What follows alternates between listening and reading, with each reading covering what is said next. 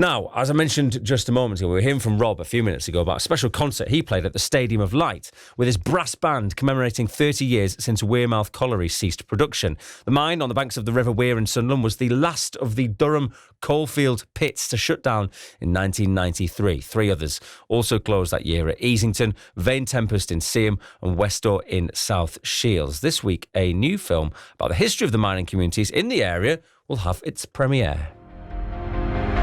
Nearly 30 years since the last pit shut. Why is it that best part of 200,000 people still turn up on the second Saturday in July to parade their culture and their heritage and their sense of being who they are? It's about saying, listen, this is us. The people remember with pride their industrial past and they're happy to get behind the banner. These people can destroy our industry, but they'll not destroy our spirit, and that's been demonstrated over and over again. Hollowed Ground, the people of the Durham coalfield, has been made by Lonely Tower. Now, it's produced by Marie Gardner and Mark Thorburn, and Mark joins us now. Morning, Mark. Good morning. Look, thank you very much for coming on the show. Mark, I gather this project took longer than expected because COVID basically got in the way. Is that right? It did, yeah. We started filming in 2019, and little did anybody know what was coming. But yeah, we started doing the interviews with people. The film itself came out of Marie Gardner, you mentioned her, who's the producer of the film, wrote a book in 2016 with the History Press on Sunderland's lost industries, one of which, of course, was mining and Wearmouth Colliery. And we worked out that there was a bigger project there, a bigger story to tell when it came to the County Durham mining communities. And then obviously this year, as you mentioned, the 30th anniversary of the last pit, Wearmouth pit, closing. It just seemed the ideal time to get that story out. Yeah, absolutely. I mean, look, there'll be lots of people are really interested in seeing this because it's sort of the mining community's really been affected all of us, and you've really gone into the heart of the former mining communities, haven't you? Who have you managed to speak to? We've managed to speak to Michael Chaplin, who's a TV producer, author and playwright, but he's also the son of Sid Chaplin, who was a miner himself at the Dean and Chapter pit, and he wrote numerous stories about the mining community. Norman Cornish, the artist, Norman Cornish's son John Cornish, he's in the film as well. Alan Margam from the Durham Miners Association. Heather Wood, who was a community champion and stalwart of Easington Colliery, but a community champion particularly during the 84-85 strike. Margaret Headley, who is part of Wheatley Hill History Group, but again also related to miners. Most of the people that we spoke to, in fact, most people who've lived in County Durham, who've for a number of generations, will be related to miners, if not sort of fathers, grandfathers, then further back. So there's a whole range of people, and the story that we wanted to tell almost was, why is the Durham Miners Gala in July going from strength to strength? The further away from the pits we get, the bigger that event becomes. And that doesn't, on the surface, make any sense until you start to dig down into the weight of inheritance and pride and culture and heritage that people have got from this long history of mining in County Durham.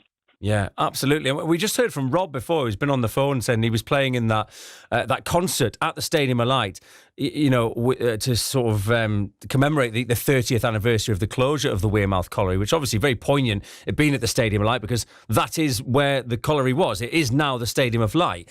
And also, we've got, as you say, the 40th anniversary of the miners' strike on the horizon as well. Mining, it really feels like it's back in the spotlight again.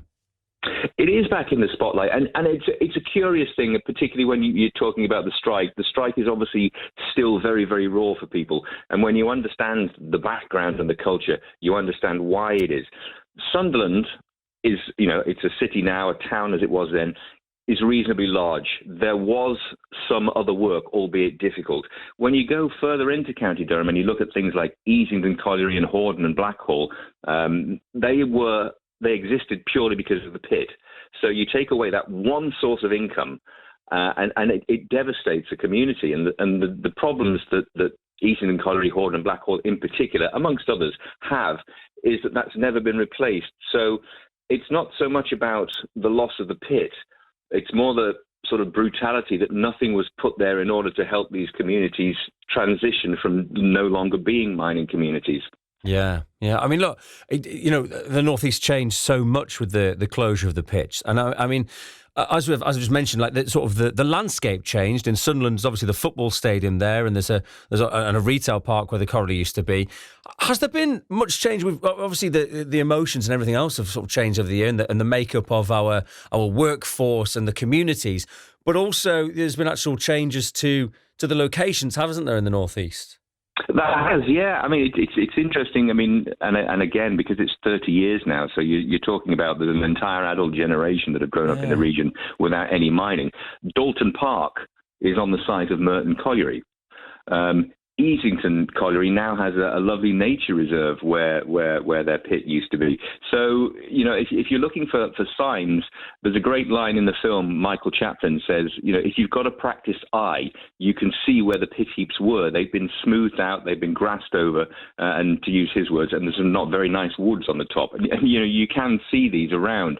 But as far as evidence is concerned, it's a lot of the communities themselves that have put up memorials to the mining industry. Ray Lonsdale, of course, who created Tommy in Seaham, has done a lot of work with the mining communities and created mining statues and mining memorials. And a lot of these have been paid for by the community themselves, the community groups. So again, it's another demonstration of just how proud they are of this inheritance. Yeah. And obviously, this film is going to sort of be very popular with people because it's also a kind of monument as well, isn't it, to the pits? I mean, the premiere happening this week, our Washington Arts Centre on Thursday. Are you looking forward to it, I'm guessing? Very much looking forward to it. Yeah, I mean, we've had some sort of sneaky private previews for the people who've been in the film, and the response that we've had has been overwhelming. I mean, one thing that myself and Marie Gardner are very keen to do is to say that, the story of the Durham coalfield has been told before in many, many ways. Yeah. And what we want this film to do is to add to that voice, to add to the people who've been telling these stories, like Norman Cornish, the artist, like Sid Chaplin, the author. We want this to become yet another way of telling the story. And for the 30th anniversary of the closure of Wearmouth Pit, it just seemed like the perfect time. Yeah, absolutely. So the premiere this Thursday, and then hopefully people across the North East are going to be able to see the film, Mark. That's right. Yeah, we're working on further screenings in 2024, and it's also available on DVD, and it's streaming on one of the streaming services as well. Brilliant, Mark. Thank you very much for joining us this morning. Best of luck with it, and it sounds fantastic. Thank you. Absolute pleasure. Thanks very much. Cheers. That's Mark Thorburn there, who is one of the people who produced that film, Hollowed Ground, the people of the Durham coalfield. Lots of interest this week ahead of that being released on Thursday.